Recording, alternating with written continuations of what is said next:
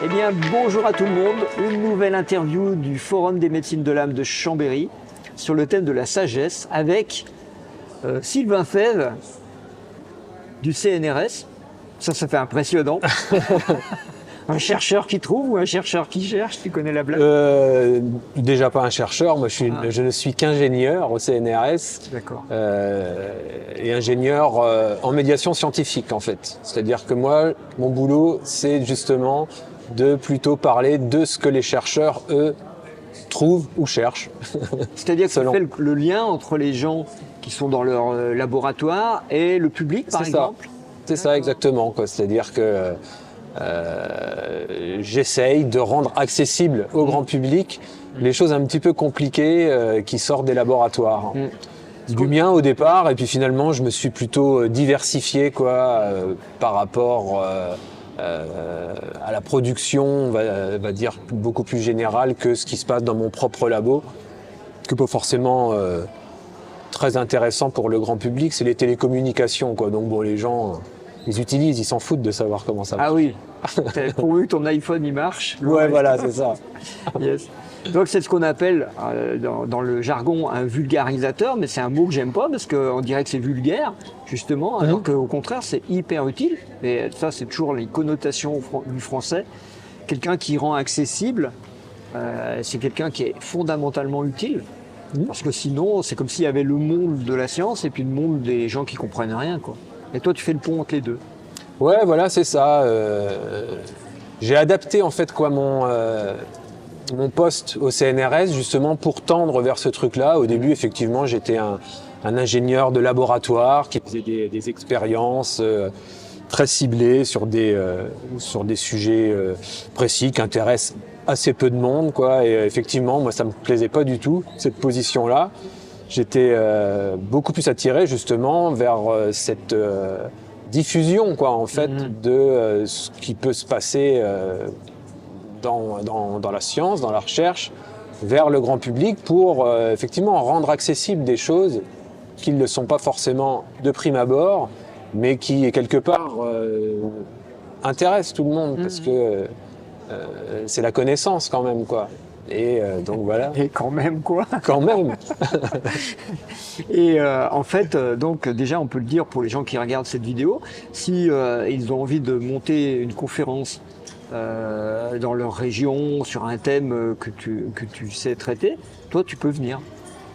Éventuellement, ouais, voilà, effectivement, c'est des choses que je fais aujourd'hui.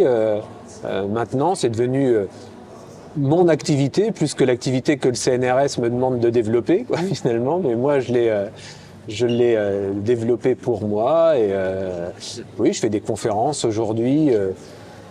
Sur quel thème, par exemple? Alors voilà, sur les sujets qui m'intéressent moi plus particulièrement et qui tournent autour de la science et la conscience, en fait. Oui. C'est pour ça que tu es venu animer cette table ronde hier soir. Voilà, hier soir, ouais. Science et conscience. Ouais. Voilà, effectivement, tu m'avais proposé ça et j'ai trouvé ça tout à fait opportun. Et j'étais très heureux de me retrouver au milieu alors des gens qui sont dans des milieux plus ou moins scientifiques, quoi, mais qui ont des choses justement très intéressantes à dire et à partager ensemble, parce que c'est un peu le problème de la science aujourd'hui, c'est que tous les gens sont cantonnés dans des disciplines très pointues et puis il y a très peu finalement de liens, d'échanges entre ces disciplines. Et là, l'intérêt de cette table ronde, j'ai trouvé, c'était justement de pouvoir avoir des points de vue très divers et variés sur un sujet qui est extrêmement large, qu'on ne peut pas traiter en une heure, bien évidemment. Science et conscience, c'est déjà rien. Pas en une vie. Certainement pas en une vie. Mais voilà, il y a eu au moins quelques briques qui ont été posées hier. Donc les gens, comment ils font pour te demander? Et tu donnes ton numéro perso, tu fais comment? T'as pas de site internet, toi? J'ai une chaîne YouTube qui s'appelle mon nom, Sylvain Fèvre. Voilà. Alors je disais en plaisantant, Fèvre, c'est la pépite qu'on va trouver dans le gâteau, tu sais. Ouais, effectivement. F-E-V-E. F-E-V-E, comme une fève. Voilà. Exactement. Donc sur ta chaîne YouTube, si on te fait un commentaire, tu réponds. Par exemple. Voilà. Par exemple. Okay.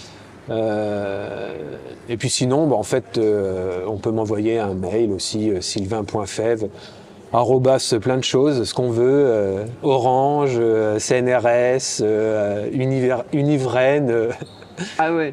.fr, voilà, mais sylvain.fev, @orange.fr par exemple, ça marche très bien. D'accord. Super. T'es un classique, toi. Je suis un classique. Nom, prénom. Et d'accord. Alors, je sais, parce qu'on se connaît un peu, puis tu m'as dit quelques-uns de tes secrets, que tu es en train de changer de vie aussi. Ouais, c'est vrai. Donc effectivement, le CNRS, j'ai envie de dire que j'en ai un petit peu soupé quand même. Et ouais, j'ai envie de me recentrer sur des choses un petit peu plus terre à terre quelque part, me reconnecter à la terre en tout cas, et donc aller plus dans des activités qui sont liées aussi un petit peu à de l'autonomie, à de la résilience, quoi. Et donc on a envie au niveau du projet familial de venir s'installer à la campagne et puis de faire du pain en fait. Oula.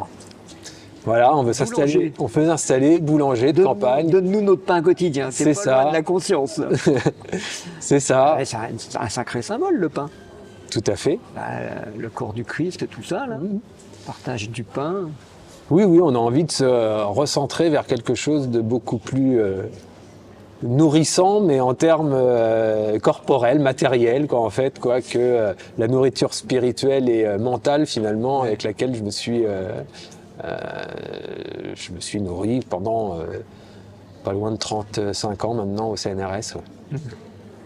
Donc voilà, c'était notre projet pour l'été prochain. On va déménager de Bretagne, aller en Occitanie, enfin dans le nord de l'Occitanie. Ça m'a fait rire quand tu dis on va aller à la campagne alors que tu es déjà en Bretagne. Tu sais. Ouais, les Parisiens ils doivent rire en t'entendant ouais. parler. Bon, alors j'aime bien la Bretagne, j'y ai passé 35 ans quand même. Mais quand on veut s'installer pour devenir autonome et résilient, c'est pas forcément le meilleur endroit parce que bon, y a quand même une agriculture qui est assez agressive là-bas, on va dire, quoi. Oui. Donc voilà, on a plutôt envie de se mettre au milieu d'une agriculture plus d'élevage plutôt que de culture en fait, quoi. Oui. D'accord. Ça fait moins mal à la terre.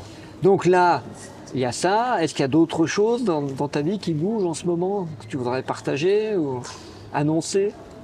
Bah non, là comme ça, comme tu me le dis là, je vois rien qui me vient. C'est déjà un gros chantier. Mais c'est déjà pas mal, ouais, en ce moment, ouais, comme chantier, ouais. Ouais.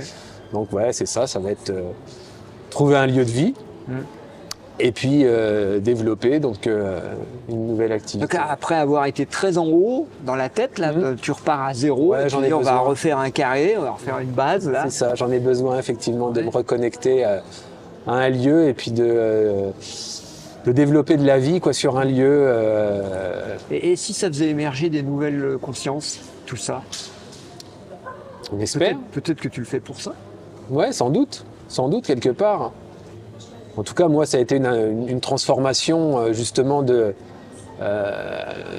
la matière à l'esprit qui s'est enclenché il y a une petite dizaine d'années. Avant, j'étais un scientifique très matérialiste, comme la plupart des scientifiques. Je me suis ouvert à la spiritualité au travers d'une expérience personnelle. Et puis aujourd'hui, j'ai envie de marier un petit peu ces deux-là, quoi, ces deux choses-là, quoi. Et donc effectivement, il y a besoin aussi de retourner un petit peu dans la matière. Donc le geste que tu viens de faire, c'est le titre de cette interview.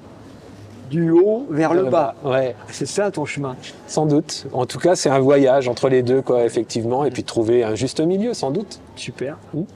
Bon, bah écoute, on te souhaite tous Merci beaucoup, Gilles. bonne réussite. Hein. Merci beaucoup pour ton invitation. Et puis à toute l'équipe ici, j'en profite aussi pour dire un grand merci parce que c'est vraiment un plaisir de venir vous voir. Merci. Allez, on vous dit à la prochaine interview. Et puis, suivez les aventures de Sylvain sur sa chaîne YouTube. Il va nous raconter comment il passe de la science du CNRS à fabriquer du pain au levain. Et cuit au feu de bois, j'espère. Sans doute. Sans aucun doute. Et merci beaucoup, Sylvain. Merci, Gilles.